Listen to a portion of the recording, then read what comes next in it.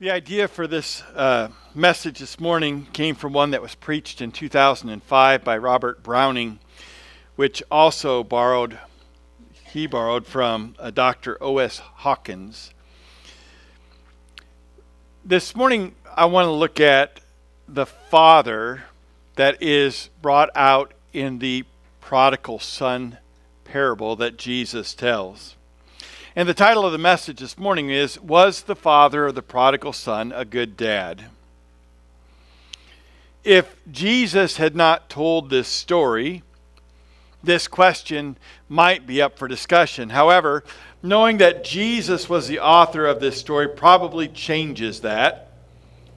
As the story is told by Jesus, he seems to have no problem with the words or the choices that the Father makes. In fact, in the parable, the Father is designed to be reflective of the Father in heaven.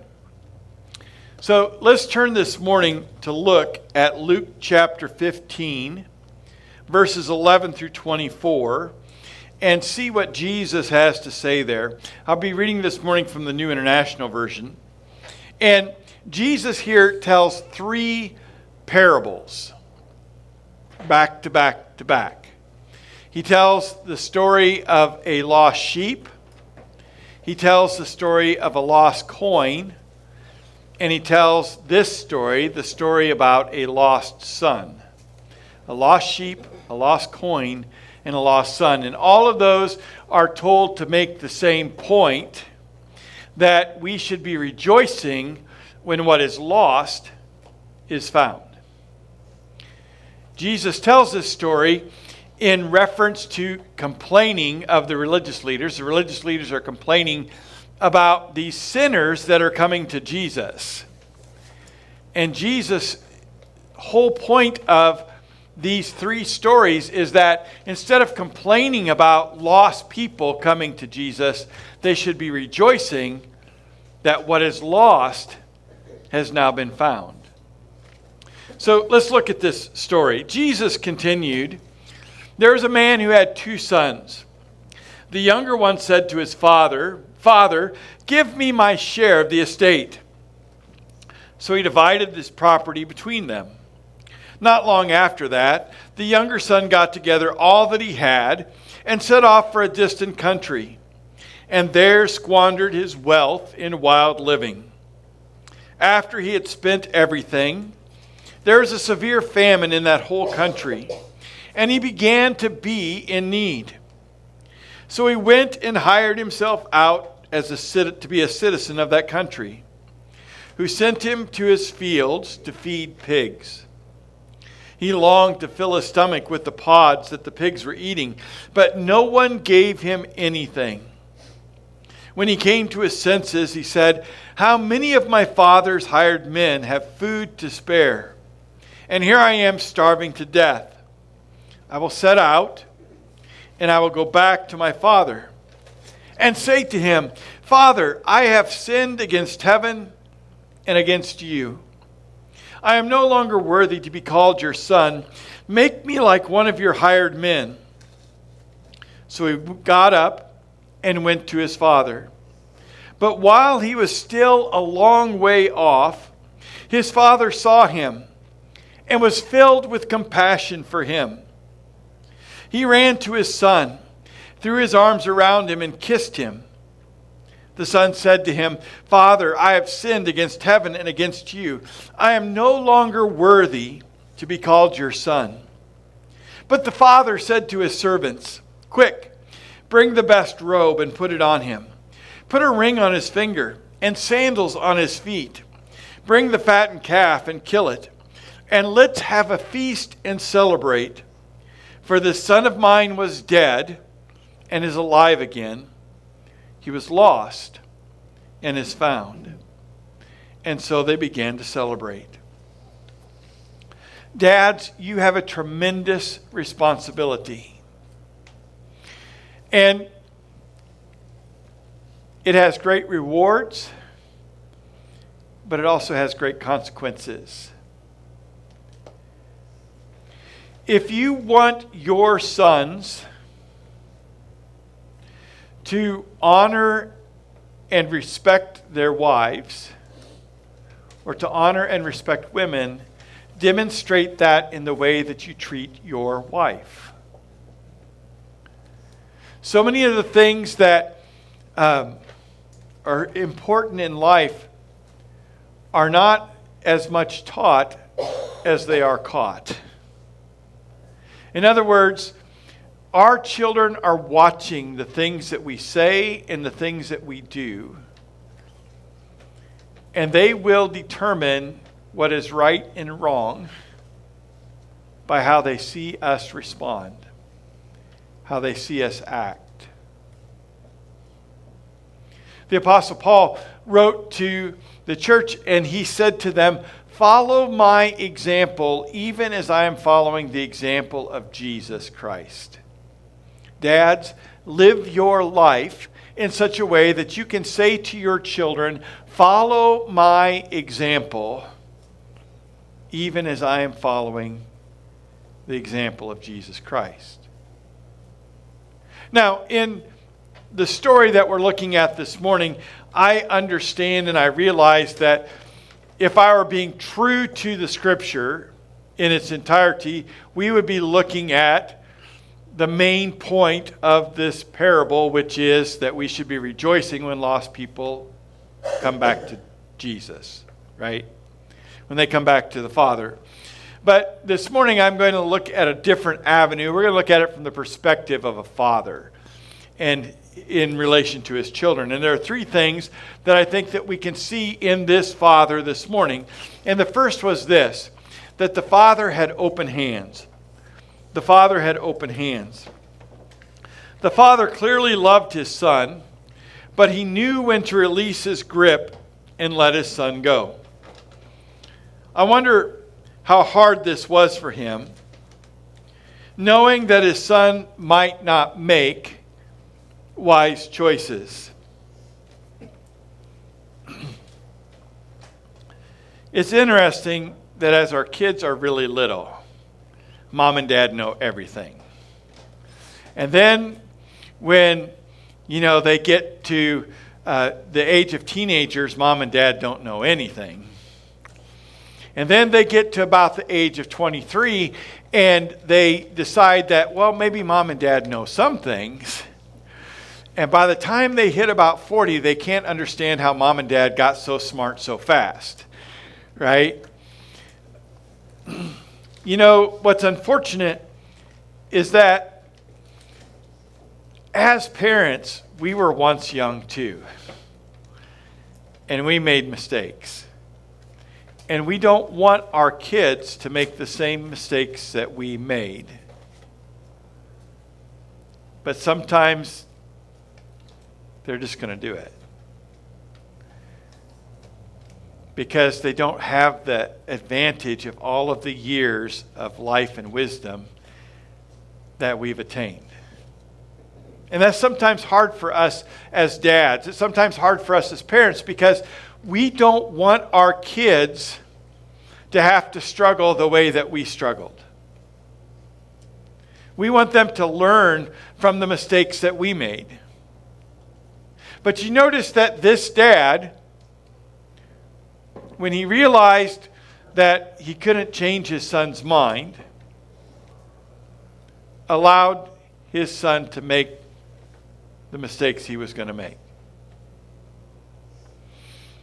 In Luke 15:12-13, it says this, the younger son said to his father, "I want my share of my inheritance now, instead of waiting until you die." Boy, that just seems horrible, doesn't it? I mean, Dad, I don't want to wait for you to kick the bucket to get your stuff. I want it now. And to be perfectly honest, I would have probably said, well, maybe you won't get anything at all, right? But that's not what this dad did. It says, so the father agreed to divide his wealth between his sons. A few days later, his younger son packed up all his belongings and took a trip to the distant land, and there he wasted all his money on wild living. The father in this parable He was a responsible parent. He trains up their kids to one day be able to stand on their own. And, we need to groom our kids to be able to stand on their own as well.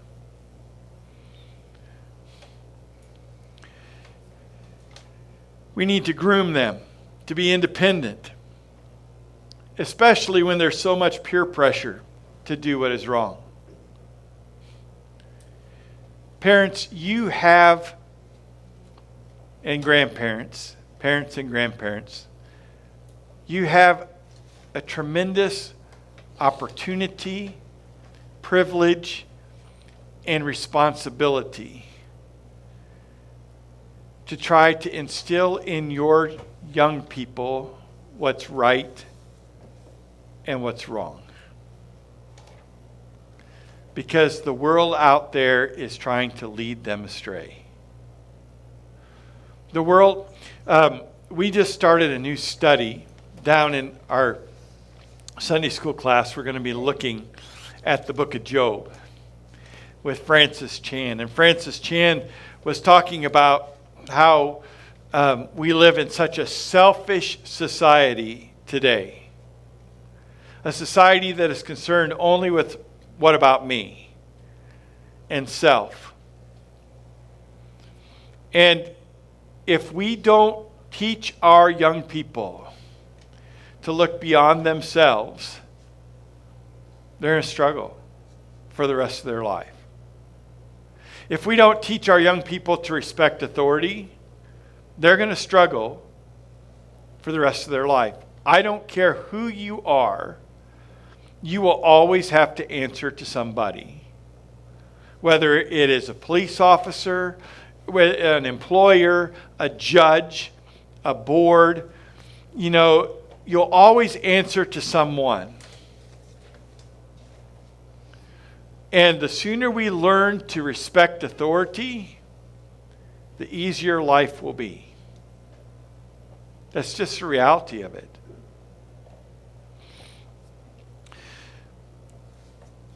If we instill in our kids those things, a love for God, a work ethic, the ability to see beyond ourselves and into the lives of other people, we are equipping them to be able to have a great life.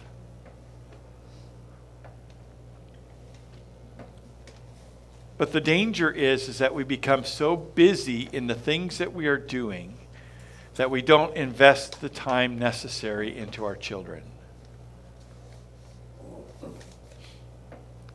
A lot of times our kids spell love T-I-M-E. Because they equate how much we care about them with how much time we're willing to spend with them.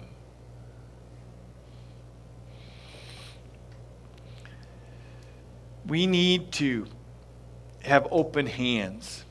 And sometimes that means that we need to let our kids fail in a small way so that they learn how not to fail later. I remember when Bethany was in school, that one of her classmates, her mom, made sure that her home, I'm not even sure that the mom didn't do some of her daughter's homework, right? Because she was so focused on her getting good grades that she made sure that everything was done, right? And done perfectly. But in the process, I'm not so sure that, this girl ever developed the self-motivation that she needed because mom was always prodding from behind. Does that make sense? Sometimes it's important that we allow our kids to fail in areas that don't matter so much so that they learn how not to fail later. Because we're not always going to be successful. I don't care how good you are. right? Even Superman is allergic to kryptonite. We all struggle. And part of good parenting is teaching our kids how to deal with the struggle. A second thing that we see in the father in the parable is that the father had open arms. He had open arms. This is brought out in Luke 15, verses 20 and 21, where it says this. So the son returned home to his father. And while he was still a long distance away, his father saw him coming, filled with love and compassion. He waited with his arms crossed for his son to show up. No, it says there that he ran to his son, embraced him, kissed him, and his son said to him, Father, I have sinned against both heaven and you, and I am no longer worthy to be called your son. But his father said to the servants, Quick, bring the finest robe in the house and put it on him. Bring a ring for his finger and sandals for his feet, and kill the calf that we have been fattening in the pen. We must celebrate with a feast, for this son of mine, which was dead, has now returned to life. He was lost, and he is found. So the party began. The Bible says that the father saw the son coming while he was still far away. Did the father, like when the son left, said, Fine, he is dead to me. He is gone for forever? No. We find that the father is still constantly searching, waiting for the son to come home. And we see that the father saw the son coming while he's still far away. And before the son could really say anything, the father ran to him, threw his arms around him, hugged him, kissed his son. Can you imagine how the son felt when the father hugged him and told him that he loved him? Here is this young man who realizes, man, I've screwed up. I have messed up so bad that I don't even deserve to be my father's son anymore. I imagine that was a long, long trip home, don't you? Can you imagine the things that he was been struggling with in his mind? I'm sure that what he probably expected was he expected his dad to respond like his brother did. And it's a good thing that the brother didn't see him first, or he'd have probably never made it to his dad. But the father wasn't that way. He embraced him. He kissed him. He said, I don't care about that. What I care about is you. You are dead, and now you're alive, and we're going to celebrate. You see, the father didn't put conditions on his acceptance of the son. He loved the son for who he was. One of the things that's always amazed me is that Melanie and I, we have 4 kids. Same mom, same dad, same environment, everything the same. It astounds me that my 4 kids are so completely different. Same genetics, same everything, and yet they're so vastly different. The way that I would, respond to Bethany is completely different than the way that I would respond to Becca. Because they're just very different people. And,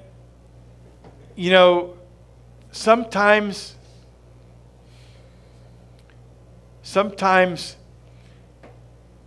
we make our kids feel like they have to earn our approval, that they have to earn our love. But that's not what this father did. this father loved his son even though he really, really screwed up. And it's a good thing that God loves us that way too. Because the honest reality is, there's not one of us that's good enough to earn heaven. There's not one of us that actually deserves to be God's son. But the book of Romans says that God loved us so much that he sent Jesus to die for our sins. And that God didn't just forgive us, but that he's adopted us into his family as sons and daughters, and that we are co-heirs with Jesus. In other words, we get to inherit the exact same thing that Jesus gets to inherit. I don't deserve it, but I'm grateful for it. This son didn't deserve the love and the affection that his dad gave him, but I'm certain he was grateful for it. And the third thing that we see is this. The father had an open heart. So he had open hands, open arms, and open heart. Let's see how the father responds to the very last part of this story. And this is in Luke 15, verses 30 through 32, even though my verses are wrong on the slide. And this really gets to the whole heart of the parable. Because remember, we're talking in the context of this parable about a lost sheep, a lost coin, and a lost son. And Jesus tells this parable because the religious leaders have been complaining about these lost people coming back to Jesus. It says this. Here's what the son has to say. Yet when this son of yours, he won't even acknowledge him as his brother. When this son of yours comes back, after squandering your money on prostitutes, you celebrate by killing the finest calf that we have. His father said to him, look, dear son, you and I are very close. And everything that I have is yours. Remember, they divided the estate, and half of it's now gone. So everything that's left belongs to the oldest son, or will belong to the oldest son. He says, we had to celebrate this happy day, for your brother was dead and has come back to life.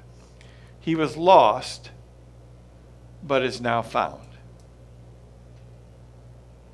You see, the father wasn't concerned about stuff. The father was concerned about his son. Both of them.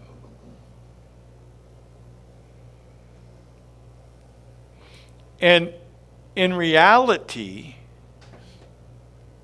when we preach this parable, we're really preaching about the wrong son. We preach about the lost one. But the whole point of the parable is really about the son who never left home. It's really about the attitude of the older brother who cannot forgive his son, or his brother. The older brother who cannot forgive his younger brother for what he has done. But the father has an open heart, and he's willing to welcome the younger son back. The father loved his son with an unconditional love in spite of the awful things that his son had done. And the father was able to rejoice at the son's return. I'm sure that they would eventually have to deal with the inheritance and his past behavior. But right now, more than anything else, the son needed to know that the father still loved him. There were going to be consequences. The younger son no longer has an inheritance. There's going to be things that they're going to have to deal with. But at that particular moment, what that son needed most was to know that he was still loved. There's some discernment there.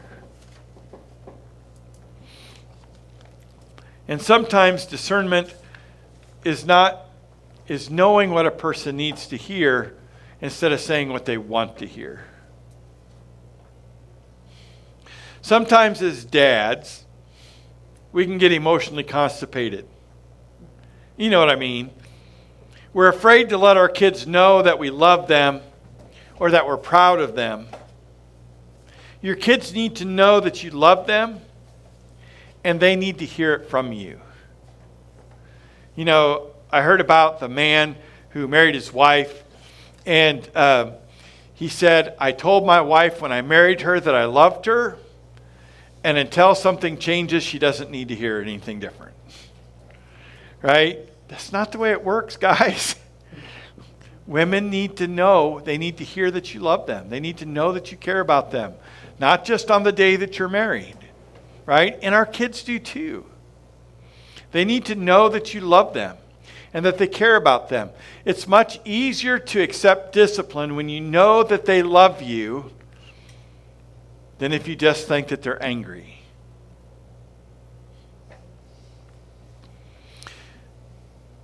It's been forever ago. Melanie and I were at the North American Christian Convention. Josh was just a baby. And if you're familiar, well, some of you guys went to the Iowa Christian Convention. I know it's similar. You know, you go and they have all of these different sessions that you can go to, and you pick out the ones that you want. And so I picked out sessions that I was going to, and Melanie picked out sessions that she wanted to go to. And this one that she wanted to go to was taught by Kevin Lehman. It was a birth order class. And she was in there for like 5 minutes, I think, and her number flashed up that Josh was unhappy, and so she had to leave and go get Josh from the child care. And so I had bought, to give you an idea how old this was, the audio cassette of the session. What are those, right? And I listened to it, and the guy was amazing. And he talked about all of these different things that are characteristic traits of your birth order. But as he came to the end of the session, he said that there are things that can skew your birth order. So typically a firstborn child is the kind of person that ends up being an astronaut or an engineer or that type of thing. They generally are pretty good around adults. They are detail-oriented. They are, a lot of times are your driven kids, the ones that, you know, actually make stuff happen. Somehow that was my second child and not my first child. I don't know how that worked, but he said there are things that can skew that. The second child tends to be more amiable because they're used to having to always share. They have to share their parents. They have to, share with siblings. And usually they said that a middle child will strengthen most relationships because they're used to compromise, right? And that the baby, the youngest one, a lot of times that they will, they're the ones that are like the comedians. A lot of them are comedians. They're the ones that are not so detail-oriented. And the illustration that he gave is he says you got two babies that get married and the lights go out. And one turns to the other and says, did you pay the electric bill? And the other one turns back and says, no, did you pay the electric? Right? And so it was very fascinating. But the thing that he said was that there are things that can skew the typical traits of birth order. And one of those things that can skew that is a critical-eyed parent. And so what you can have is you can have several kids that end up looking like they're all firstborns, right? But the reason that they're responding that way is because they're trying so desperately hard to win mom and dad's approval. Don't be that person. That, and I've used this illustration before, but I really thought it was an incredible thing, because I could look at this family that I kind of grew up with at church camp and Bible college and other places, and they all seem kind of like firstborn traits. And one of the daughters died unexpectedly and suddenly. And it wasn't until after the oldest daughter had died that the dad actually sat down with the girls and told them, verbalized to them that he loved them. And one of the girls was talking to my brother and said, I had waited my entire life to hear my dad say that. To hear my dad say that I love you.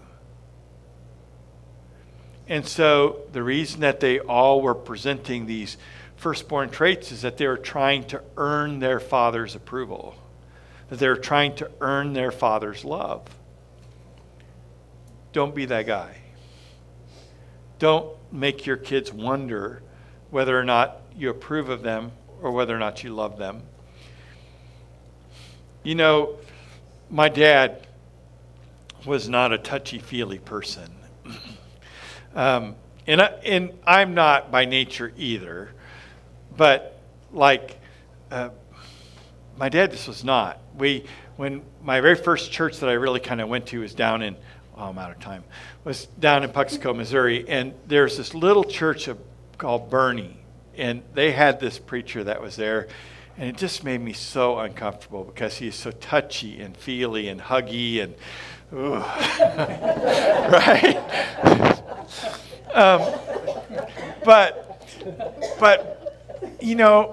The one exception from my dad was us kids. He would give us a hug. And he would let us know that he loved us and that he cared about us. My dad never liked to talk on the telephone. But when we were traveling back home, he might call 2 or 3 times just to make sure that we were okay. Because he loved us. And that's the way that your kids need to perceive you. Not that they have to earn your love, but that they know that they're loved. Be the kind of father that we find in Jesus' story.